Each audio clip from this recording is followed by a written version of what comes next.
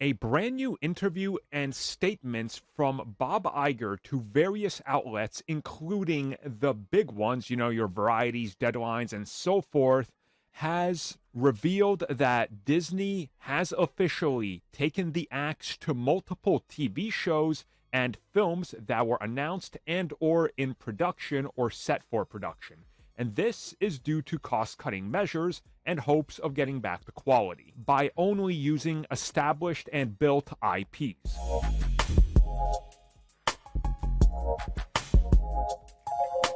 So once again, this comes at us from Bob Iger, who's been talking about Disney's performance, finances, and all that. And obviously, they're still doing good. They're just not doing as good as they once were.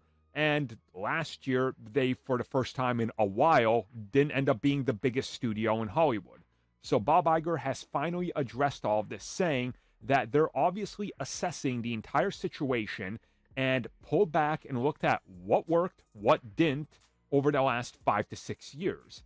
And he specifically cited new IPs and trying to take new risks because that's what people wanted, but that didn't pay off. So at the same time, then they looked at what they were doing with some of these new IPs and realizing people were going to the trust and true and the thing we built that they depend on. Guardians of the Galaxy, Thor, Doctor Strange. They're performing. On the other end, you got specific Star Wars projects on TV or film. You got Marvel projects on film that aren't performing as well as established things. So he said they looked at the portfolio, things that were already announced and or ready to be announced, or that they were starting to work on even further and sink more money into. And he said they just straight up put a stop to them.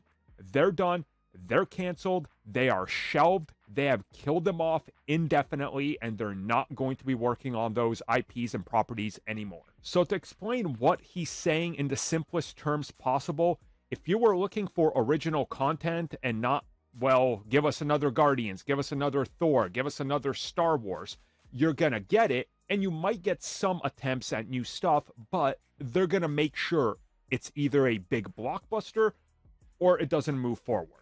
And it needs to have a blockbuster budget that it's going to make back. So they're not going to be spending $220 million on a first-time outing that might not succeed. And honestly, I don't blame them. Everybody is shifting to this mentality now.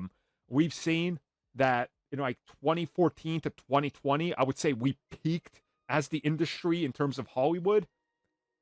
But it hit that bubble where there was just so much that it's gone back now. We essentially hit like the video game crash of the 80s, or was that the late 70s? I can't remember anymore.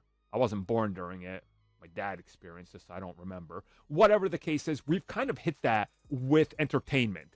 There's so much everywhere that you don't need to watch new stuff just because you can go watch recent stuff for free.